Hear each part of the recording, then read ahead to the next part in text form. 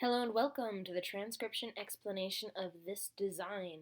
It was done using this script developed by Loren Sherman back in 2011, and this script uses a combination of 4 different letter stems and these modifiers here, which are dots and lines, and these combine to make the consonants.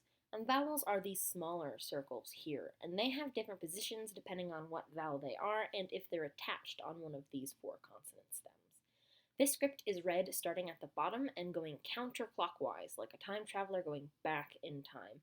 That means our first word is at the bottom of this word circle, and we have our second word here. So, first word, second word.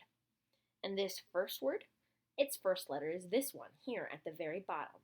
And it is a little circle. So, a little circle like this one or this one is a vowel. And this vowel has a line going outwards, away from the middle of the word circle, and that makes it the letter U with this line going outwards.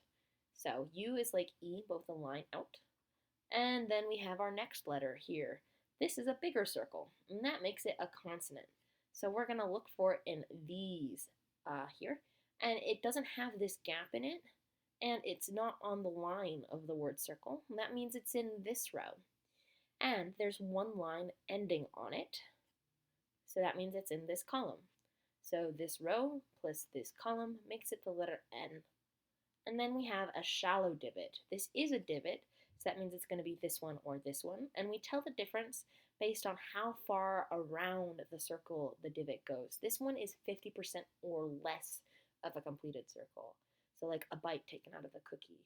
Whereas this one is more than 50%, more than 180 degrees, and starts to look like an omega or a horseshoe. So this is a shallow divot, while this is a deep divot. So our shallow divot here has no lines ending on it. This line passes right through it, so it doesn't count. So that makes it the letter T. And then we have this vowel, and it has a line going inwards towards the middle of the vowel. So that makes it the letter I. So I's and U's are kind of opposite each other.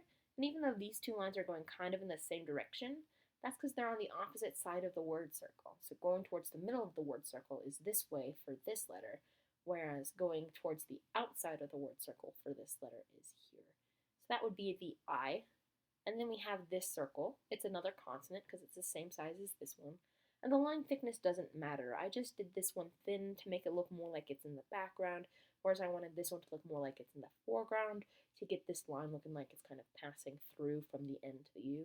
Anyway, this L has 1, 2, 3 dots on it, putting it in this column, and it is a complete circle just like the N, so that would be the L. So U-N-T-I-L, until is our first word. Our next word is this big one here, and I chose to make this word a bit bigger because it felt like the more important word in this short phrase. And it starts with a deep divot stem, like this. And that deep divot has 3 dots, 1, 2, 3, just like these 1, 2, 3 here. So that would be a D.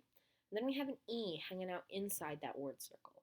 I have the vowels exactly centered in this example key here, but an E can be anywhere inside this consonant stem. So this could have been anywhere here, but I don't want to put it in here because then you wouldn't know if it's part of this word here, part of the T, or inside of the D. So I put it here to help with legibility. And then we have another vowel, and this one is outside the word circle. That means it's an A. Then we have this shallow divot, and a line passes through it, but lines that pass through letters don't count. So this line doesn't count here, but it counts here because it stops. You don't see the line passing through the back over here. So this is just a letter T with no modifiers. Our last letter in this word has 1, 2-line modifiers, putting it in this column, and it is a deep divot, making it an H. So this last word is D-E-A-T-H. And these divots here are just decorative. They are things that you can attach that you can attach punctuation to in a sentence. But this is just a short phrase with no punctuation, so we don't have any punctuation marks in here. It'd also be fun to sneak in a date in these if you'd like me to do that, because dates are done with numbers, which are concentric circles. But these numbers have nothing in them, and if you tried to read them, they would look kind of like 0, 0, 0, 0, 0, 0, 0, 0, 0, and 0. So yeah, with that being said, I hope you like your design, and I hope you found a bit of sense in this explanation video. and wish you the best of luck. Bye.